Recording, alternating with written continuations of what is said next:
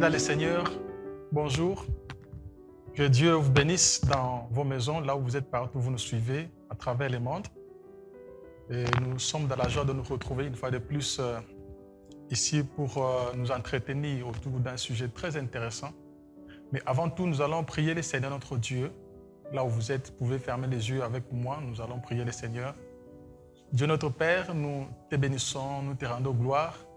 Toi qui es le maître de temps et de circonstances. Toi qui produis en nous le vouloir et le faire. Nous bénissons ton nom, notre Dieu, pour le privilège que tu nous fais de nous retrouver en ces moments et d'être comptés parmi ceux qui sont en vie. Béni sois-tu, Père de grâce, pour cet amour que tu continues, notre Dieu, à manifester dans nos vies. Nous voici, c'est notre Dieu. En ce moment, nous voulons parler de ta part sur un sujet très intéressant.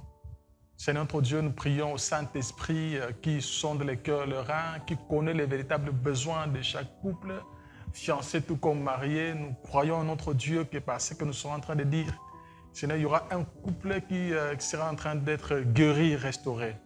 Béni sois-tu, Père de grâce. Nous te prions de nous conduire pendant ces instants au nom puissant de Jésus-Christ, notre Seigneur et Sauveur. Amen. Gloire soit rendue à Dieu. Nous allons aujourd'hui commencer un sujet très intéressant et nous allons parler sur les qualités et les défauts de couple. Les qualités et les défauts de couple. C'est un sujet très vaste. Je ne pense pas que nous allons aborder ce sujet seulement aujourd'hui. Je crois que nous allons y revenir de temps en temps. C'est un sujet qui va nous conduire pendant plusieurs jours. Aujourd'hui, nous allons juste aborder quelques aspects sur les qualités et les défauts de couple. Et je vais lire 2 ou 3 textes. Les autres textes, je vais seulement les évoquer tout au long de notre enseignement. Les premiers textes, je vais lire dans Genèse chapitre 25. Genèse chapitre 25. Je vais lire à partir du verset 21 jusqu'au verset 23. Et le deuxième texte, je vais lire dans 1 Timothée chapitre 5, verset 8.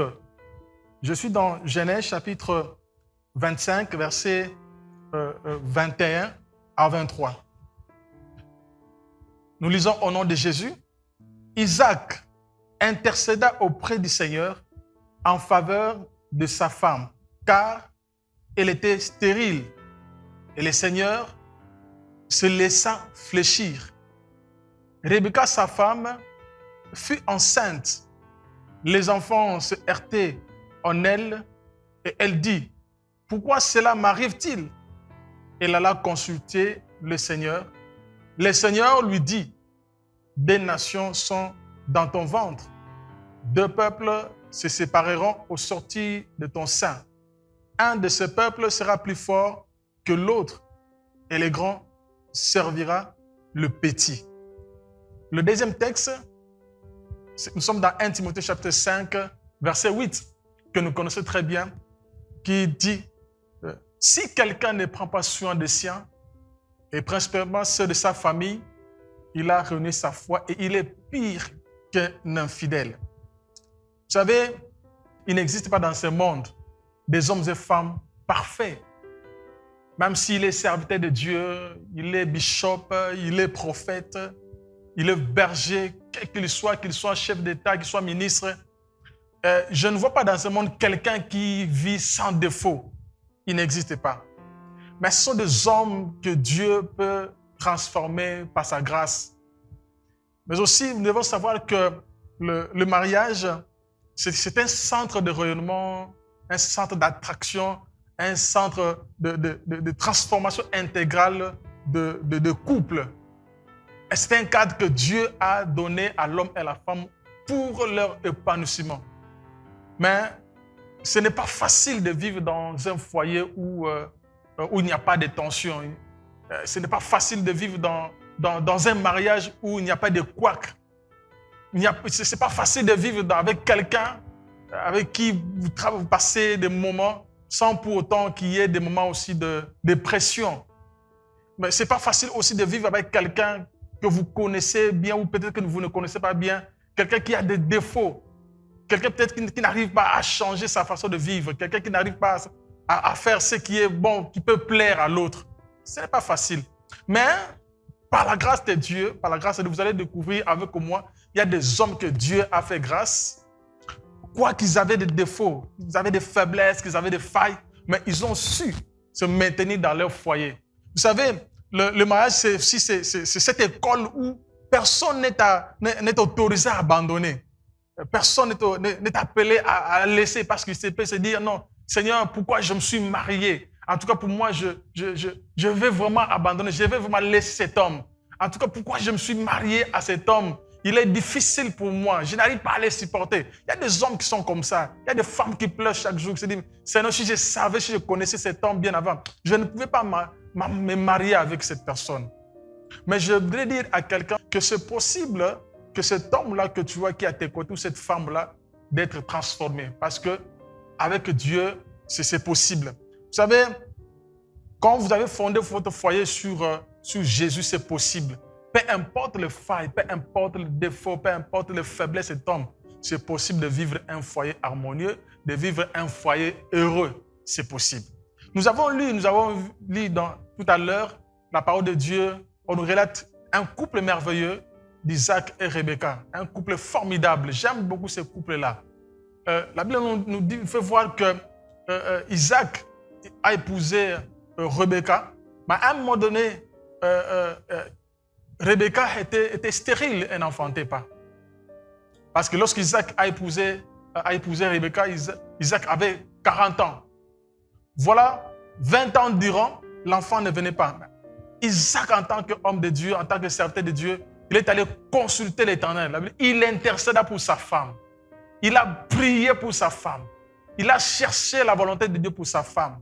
Il n'a pas consulté le médecin. Il n'a pas cherché les conseillers qui étaient tout autour de lui. Mais il est allé intercéder, il est allé prier le Seigneur. Et la Bible dit que l'Éternel l'exauça. Voilà un homme, un bon mari qui constate que sa femme ne met pas au monde, qui sait que sa femme il y a des choses qui ne marchent pas dans son foyer. Il ne cherche pas à se lamenter. Il ne cherche pas à chercher des guérisseurs par-ci, par-là. Mais il est allé consulter celui qui a créé le corps, celui qui a créé la matrice, celui qui a créé cette femme-là. Il savait que Dieu était capable. Pourquoi? Parce que lui-même avait une expérience avec son père. Lui-même est né lorsque son père avait déjà atteint 100 ans. Donc, le même Dieu qui a secouru son père est le même Dieu qui lui a invoqué. Et c'est Dieu-là qui était fidèle avec son père et le même Dieu-là aussi l'a exaucé.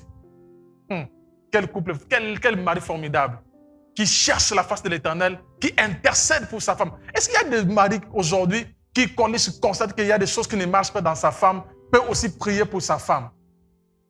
Est-ce que, à toi, papa, à qui je suis en train de parler maintenant, est-ce que aussi, lorsque tu constates que ta femme a des faiblesses, lorsque tu constates qu'il y a des choses qui ne marchent pas dans ta femme, lorsque tu constates qu'il y a des choses qui ne marchent pas dans ton foyer, est-ce que aussi tu peux te dire comme aussi Isaac, non, il est temps pour moi de chercher l'Éternel. Il a invoqué l'Éternel, il a imploré l'Éternel, il a gêné peut-être pour sa femme, il a prié pour sa femme et Dieu l'a exaucé. Et quelle est la suite? La femme tomba enceinte. Mais il est arrivé à un moment où aussi, il y a aussi des choses, les enfants commençaient déjà dans son ventre, de tous en train La femme aussi de son côté est allée chercher la face de l'Éternel. Elle est allée déranger l'Éternel, elle a imploré l'Éternel. Et l'Éternel aussi l'a exaucé. Voilà un couple merveilleux, un couple où règne l'harmonie, un couple où le Seigneur est au centre, un couple où Dieu peut prendre le contrôle de toutes choses, un couple qui cherche Dieu. Aujourd'hui, je vais commencer à aborder d'abord les qualités. Je vais parler sur les qualités d'un homme, les qualités de l'époux. Et prochainement, nous allons aborder sur les qualités d'une bonne femme, les qualités d'une bonne épouse. Et enfin, nous allons clôturer par... nous allons parler des défauts. Aujourd'hui, je vais m'atteler plus sur les qualités d'un bon mari. La première des qualités que je trouve chez un bon mari, c'est celui qui a une relation avec le Seigneur. La relation avec le Seigneur. Vous savez, la Bible, quand vous lisez de l'Ancien Testament jusqu'au Nouveau Testament, vous allez voir que Dieu a défendu aux enfants d'Israël de pouvoir se marier avec le païen. Dieu a interdit ce genre de mariage. Vous savez, il n'est pas facile de faire un bon choix d'un partenaire. Parce que pour faire un bon choix d'un partenaire, il y a des critères. Il y a des critères. Et parmi ces critères, il y a des critères non négociables. Non négociables. Parmi ces critères, il y en a deux. Les premiers critères non négociables, c'est la conversion à Christ. C'est-à-dire quelqu'un qui est dans l'alliance avec Jésus. C'est la personne qui a accepté Christ comme Seigneur et Sauveur. C'est cette personne qui a une communion avec le Seigneur, qui a une relation avec le Seigneur. Donc cet homme-là qui est dans l'alliance avec le Seigneur, qui entretient une relation avec le Seigneur, qui a donné sa vie au Seigneur, qui marche avec le Seigneur, qui applique le principe de la parole de Dieu, quelqu'un qui marche dans la crainte de Dieu, c'est cette personne qui a une communion permanente avec le Seigneur. Puisque la relation avec le Seigneur, c'est une relation qui reste permanente jusqu'à l'éternité. Mais la communion, c'est un état fragile qui peut se briser à tout moment, mais lorsque nous revenons à l'éternel, elle peut redevenir normale. C'est le premier critère. C'est la communion, c'est la relation avec le Seigneur. Est-ce que ton mari a une relation d'abord avec le Seigneur? Un homme qui a une relation avec le Seigneur, on peut le voir par ses actes. Comme le cas d'Isaac. On suppose que c'est quelqu'un qui était dans l'alliance avec le Seigneur. L'alliance avec le Seigneur. Et cette alliance aussi le pousse à rappeler à Dieu les promesses lorsque les choses ne marchent pas. Ça, c'est la première qualité. C'est un homme qui est dans l'alliance avec le Seigneur, un homme qui entretient la communion avec le Seigneur, un homme qui marche dans la crainte de Dieu. C'est ce genre d'homme que nous voulons. Un papa qui craint Dieu, un papa qui entretient une relation permanente avec le Seigneur. Un homme qui, quand nous lisons même dans 2 Rois chapitre 4, on parle d'une femme dont le mari était décédé. Elle est venue voir le prophète Élisée. Elle dit, tu sais que mon mari, ton serviteur, est mort. Tu sais qu'il craignait l'Éternel. Ah, voilà le témoignage d'une femme qui, à l'absence de son mari, qui peut témoigner de ce qu'était son mari. Il dit que tu sais que mon mari, ton serviteur, était un homme qui craignait l'Éternel. C'est-à-dire que la femme ne dit pas des choses qu'elle a inventées. Elle a dit des choses qu'elle vivait chaque jour. Elle connaissait la relation qu'avait son mari vis-à-vis de Dieu. Est-ce qu'il y a des femmes qui peuvent témoigner à l'absence de leur mari? Ah non, quand je regarde mon mari, c'est vraiment un serviteur de Dieu. Quand je regarde mon mari, vraiment, c'est un homme de Dieu. Quand je regarde mon mari, vraiment, c'est quelqu'un qui a accepté Christ comme Seigneur et Sauveur. Est-ce que ta femme peut donner ce genre de témoignage à l'instar de cette femme qui, à l'absence de son mari qui était déjà décédé, pouvait déclarer ainsi que tu sais que mon mari, ton serviteur, craignait l'Éternel. C'est ce genre d'homme. C'est ça la première des choses, la première des qualités. Un homme qui craint l'Éternel. Craindre l'Éternel suppose d'abord au préalable, il faut qu'il y ait d'abord une conversion de la personne. Et le reste, ça fait partie de la marche avec le Seigneur. C'est la communion avec le Seigneur. Donc je suppose que Isaac était dans une relation avec le Seigneur. Isaac entretenait une relation avec le Seigneur. Isaac connaissait les promesses faites par Dieu. Isaac pouvait rappeler à Dieu les promesses que Dieu lui avait faites. Il a vu comment l'Éternel a marché avec son père et lui aussi a suivi les traces de son père. Ah, c'est formidable d'avoir un mari serviteur de Dieu. Ça, c'est la première des choses. C'est la relation avec le Seigneur. La deuxième des choses, la deuxième qualité, il faut qu'il soit un mari qui est sacrificateur. Dans Genèse chapitre 12, l'Éternel appelle Abraham de quitter son pays, sa patrie, et d'aller dans le pays qu'il allait lui montrer. Quand vous lisez la parole de Dieu, Abraham a obéi à l'appel de Dieu pour le servir.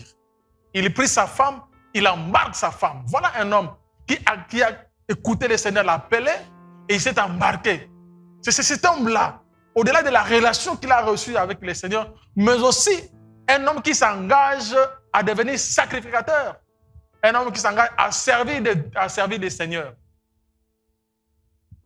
Des fois, ça me fait mal de voir qu'il y a des foyers où la femme prie, l'homme ne prie pas. Où c'est l'homme qui prie, la femme ne prie pas. Où c'est l'homme qui sert Dieu, la femme ne le sert pas.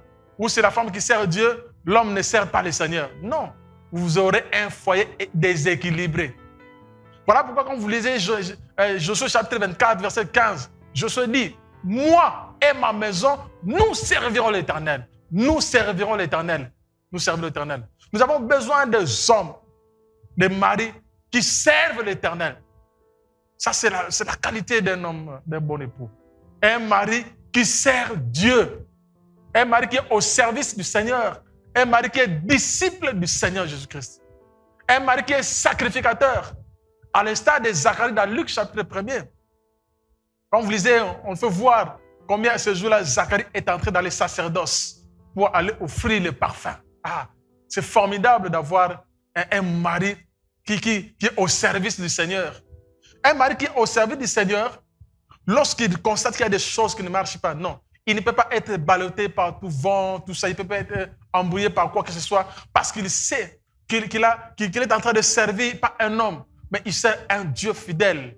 Et quand vous servez Dieu avec fidélité, quand vous prenez Dieu au sérieux, Dieu aussi vous prendra aussi très au sérieux. Un mari sacrificateur dans l'œuvre de Dieu, un mari aussi qui est sacrificateur dans son propre foyer. Ah, c'est formidable. Quand vous lisez même l'histoire de Lévite, Dieu a appelé Aaron à les servir. Il ne l'a pas servi seul. Mais aussi, il y a aussi ses enfants qui ont aussi servi le Seigneur. Voilà l'exemple d'un homme modèle qui est au service du Seigneur, mais aussi qui peut aussi embarquer aussi sa famille aussi à servir le Seigneur. Ça, c'est ce genre d'homme que nous voulons. Un homme qui, non seulement au-delà de la crainte de Dieu, mais aussi un homme qui sert le Seigneur. La question que je voudrais poser à un homme, à un mari qui m'écoute en ce moment. Es-tu au service de l'Éternel? Es-tu sacrificateur de l'Éternel? C'est la question que je te pose. Comment se fait-il comment tu peux prétendre avoir un foyer heureux, un foyer harmonieux aussi longtemps? Non, premièrement, tu n'es pas dans une alliance avec le Seigneur. Tu n'as rien à voir avec le Seigneur. Mais tu peux dire que Seigneur, tu peux invoquer le Seigneur et aussi le Seigneur t'a invoqué. Là aussi, je voudrais m'adresser aussi aux célibataires qui sont en train de m'écouter, de ne pas commettre l'erreur d'épouser une femme qui n'a rien à voir avec les choses de Dieu. D'épouser un homme qui n'a rien à voir avec les choses de Dieu. Je te décourage déjà, ma soeur. Je te décourage déjà, mon frère, de ne pas épouser un étranger. Parce que toi, tu es servante du Seigneur. Toi, tu es serviteur de l'Éternel. Comment se fait-il que tu épouses une femme qui n'est pas dans une alliance avec le Seigneur? C'est inconcevable. Quand nous lisons la parole de Dieu dans 2 Corinthiens chapitre 6, le verset 14, il est écrit « Ne formez pas avec le non-croyant un attelage disparate. En effet, quelle association peut-il avoir entre la justice et le mal? Quelle communion entre la lumière et les ténèbres? Quel accord entre les Christ et Bélial? Quelle part pour les croyants avec les non-croyants? Quelle part pour les croyants avec les non-croyants? Quel contrat pour les sanctuaires de Dieu avec les idoles? En effet, nous sommes, nous, les sanctuaires du Dieu vivant. Ainsi que Dieu l'a dit, j'habiterai et je marcherai au milieu d'eux. Je serai leur Dieu et eux, ils seront mon peuple. Ce que j'aime dans ces paroles, c'est que nous, les sanctuaires, nous sommes, nous, les sanctuaires du Dieu vivant. Ah, c'est formidable d'avoir un mari qui est sanctuaire du Dieu vivant. C'est formidable. Un homme sanctuaire, c'est là où Dieu trouve ses intérêts. Un homme sanctuaire du Dieu vivant. Je prie à un homme qui est en train de me suivre que tu sois un sanctuaire du Dieu vivant. Un sanctuaire. Lorsque tu es un sanctuaire du Dieu vivant, tu seras aussi un sanctuaire pour ta famille. Tu seras aussi au service de ton foyer. Dieu a besoin des hommes ou des maris qui sont des sanctuaires. Papa, es-tu sanctuaire pour l'Éternel?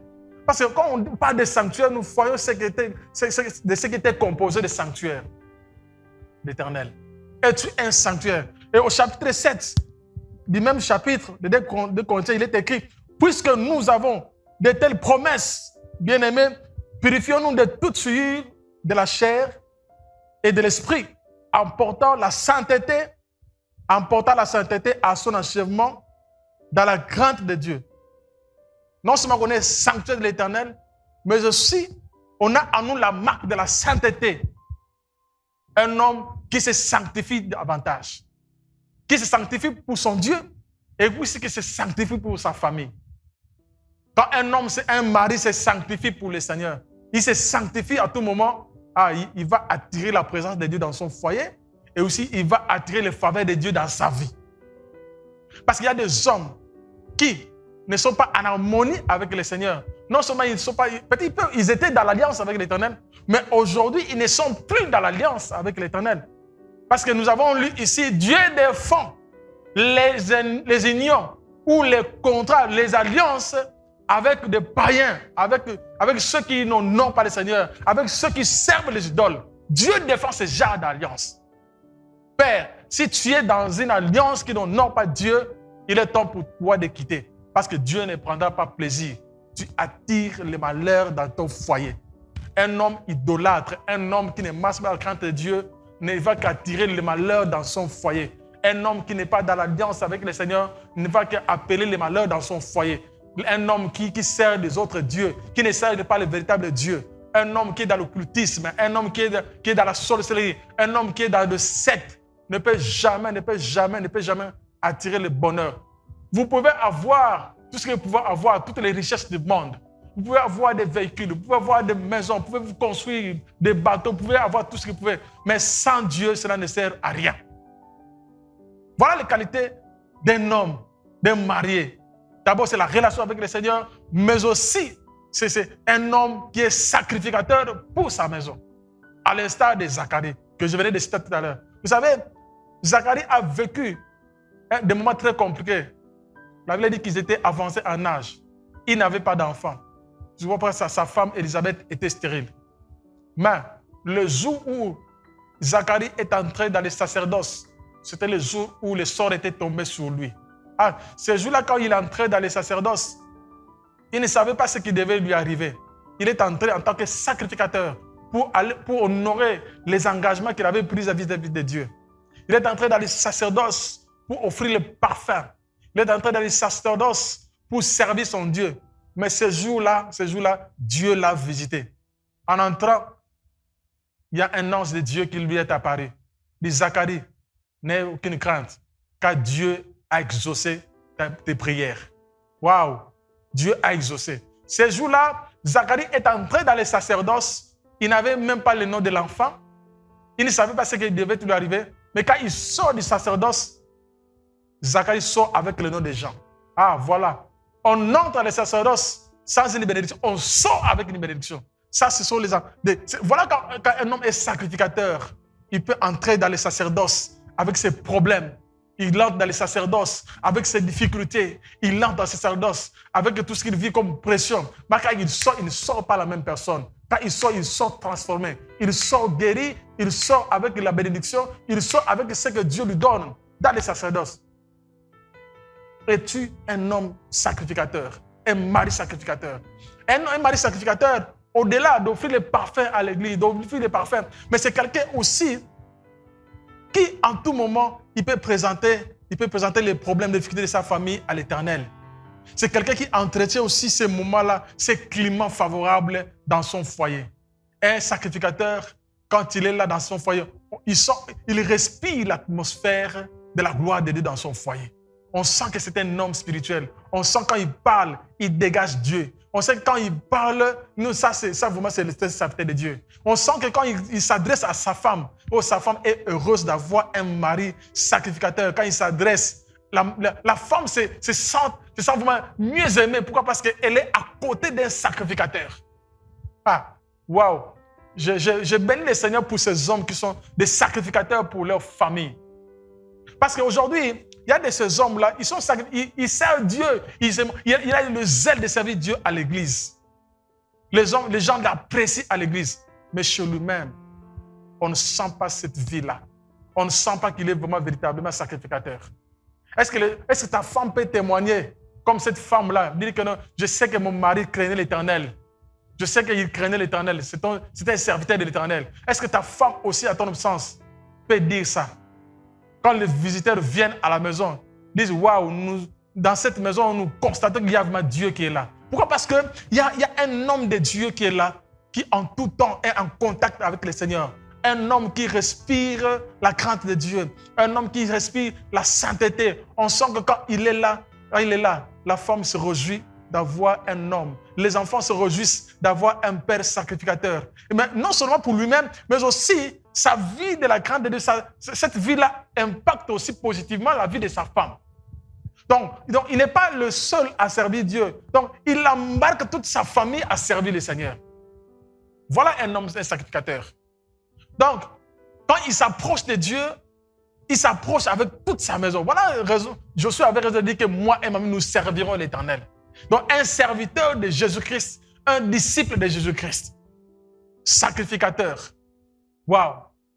Ça, c'est la deuxième qualité que nous retrouvons. C'est un sacrificateur. C'est celui qui prend le fardeau des autres. Dans ce jour-là, Isaac s'est fait sacrificateur pour sa femme. Il a pris le fardeau de sa femme. Il est allé intercéder pour sa femme. C'est ce genre d'hommes que les femmes recherchent. C'est pourquoi je suis en train d'encourager une sœur de ne pas commettre l'erreur d'épouser un homme qui n'est pas dans le sacerdoce. Troisième des choses, la troisième des qualités, un bon mari est celui qui fait de sa communication la priorité des priorités, car Dieu est la seule source de cet amour. C'est la communication avec le Seigneur. Et aussi la communication envers sa femme. Un homme qui communique. Parce qu'il existe plusieurs types de communication. On peut communiquer par des gestes. On peut communiquer par la parole. On peut communiquer par des actes. C'est ça la communication. Donc un homme qui communique avec des gestes. Un homme qui communique avec des actes. Quand nous lisons même Genèse chapitre 26, verset 8, voyons combien le roi a constaté que Isaac était en train de s'amuser avec sa femme. Voilà, ça, c'est une sorte de communication gestuelle. Il communiquait avec sa femme. J'aime ce qu'on dit dans d'autres versions, que Isaac embrassait sa femme. C'est-à-dire que c'est une façon aussi de se communiquer avec sa femme. C'est une des qualités d'un bon mari. Un bon mari qui passe du temps à communiquer avec sa femme.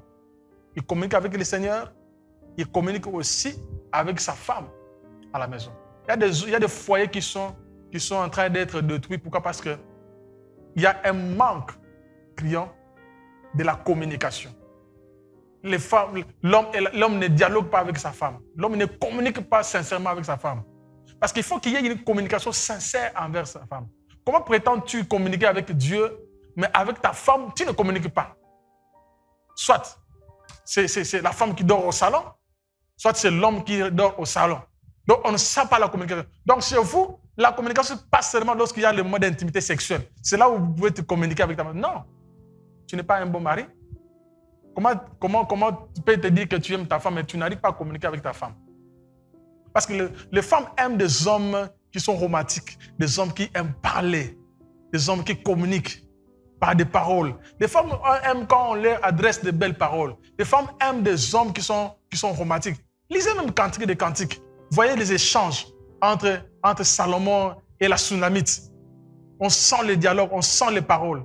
Les femmes aiment des hommes qui dialoguent, des hommes qui parlent. Parce que tu ne peux pas prétendre dire que j'aime ma femme, mais tu n'arrives pas à dialoguer avec ta femme. Je voudrais peut-être aujourd'hui, peut-être conclure pour aujourd'hui, parler de ces 3 points. J'étais sur la communication dans le foyer. Es-tu un bon mari qui sait communiquer avec sa femme? Parce que tu constates que ta femme... Donc, on sent la monotonie dans le foyer. On sent la monotonie. On sent qu'on ne vit pas dans le foyer.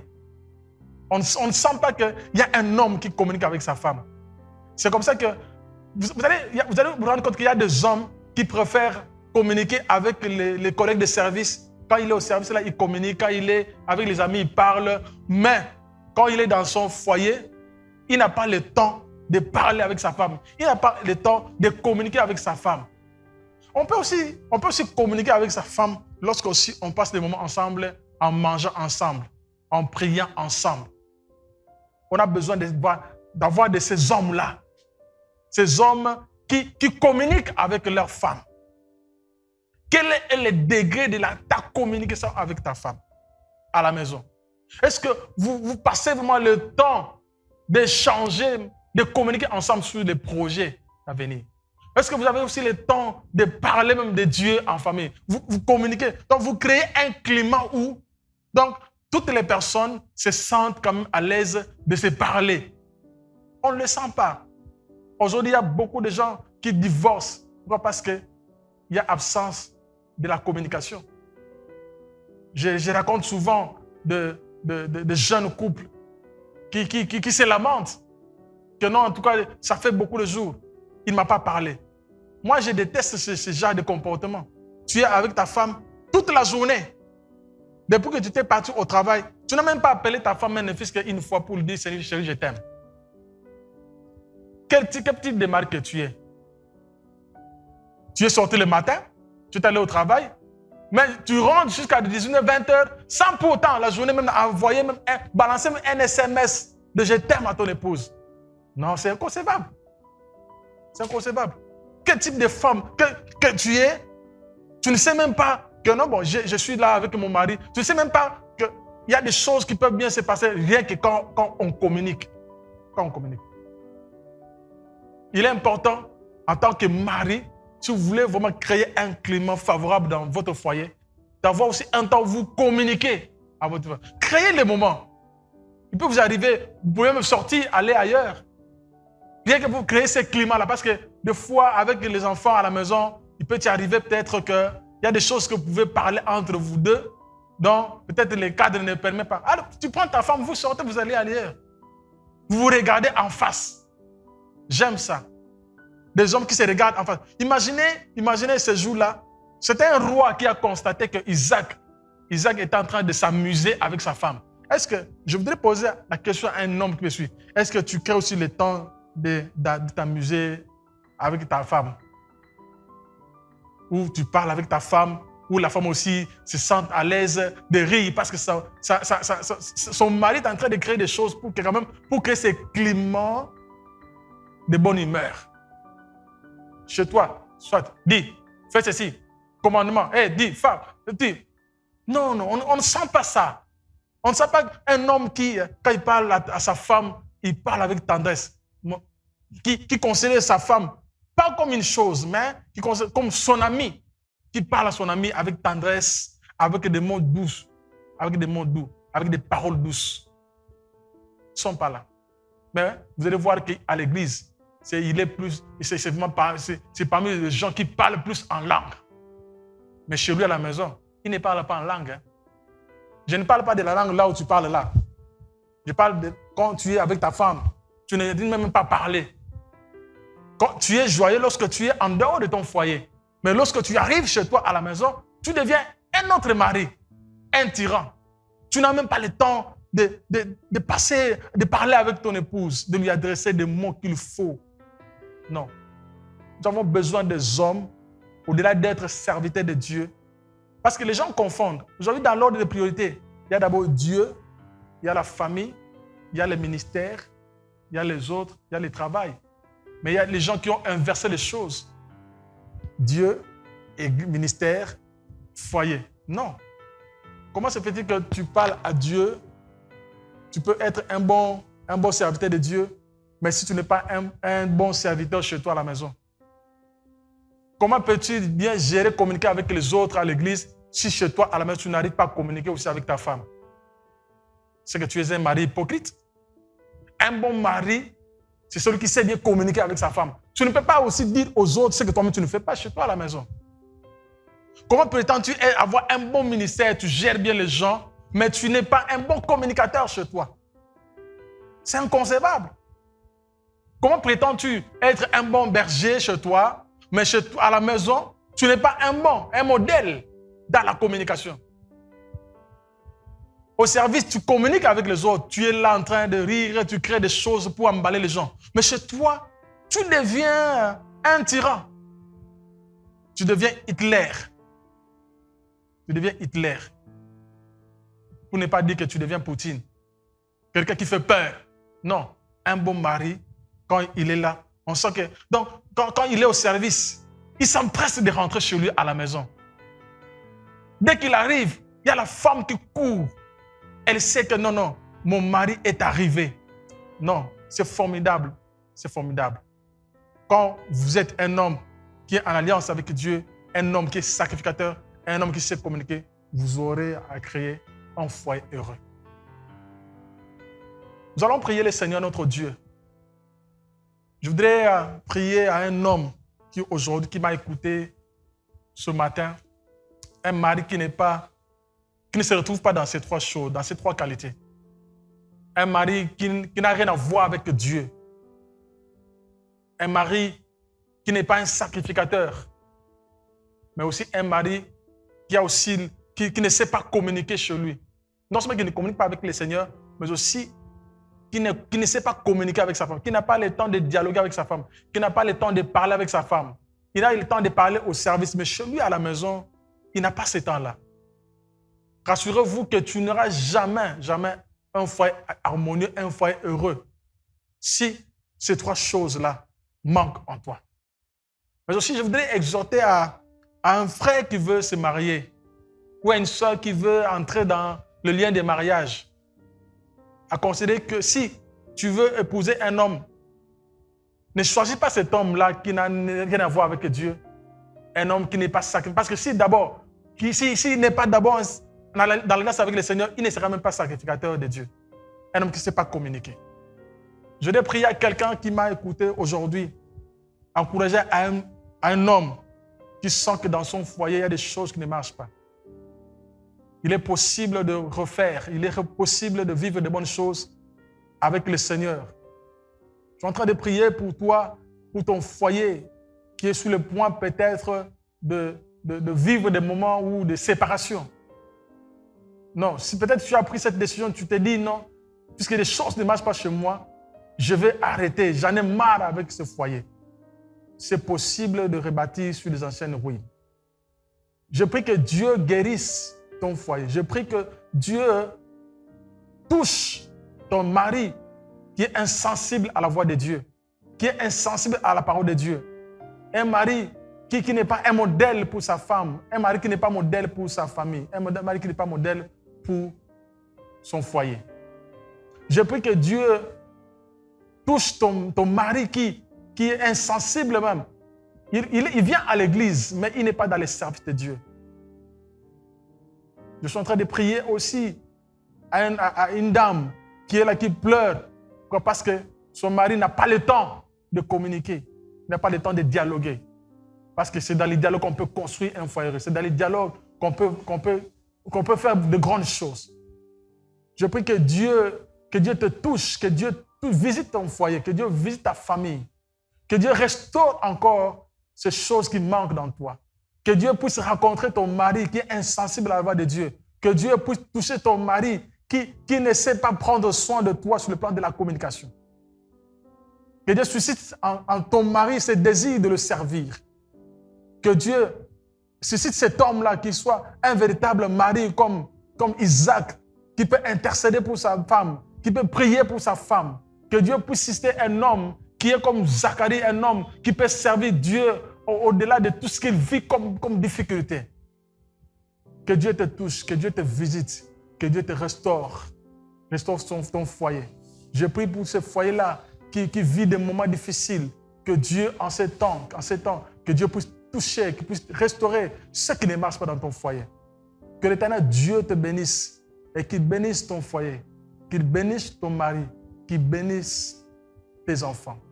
Je prie pour cet homme, je prie que Dieu te visite, que Dieu bénisse ton travail, que Dieu te touche, que Dieu te rencontre, que Dieu puisse restaurer ce qui ne marche pas dans ta vie. Au nom puissant de Jésus-Christ, que Dieu vous bénisse. Amen.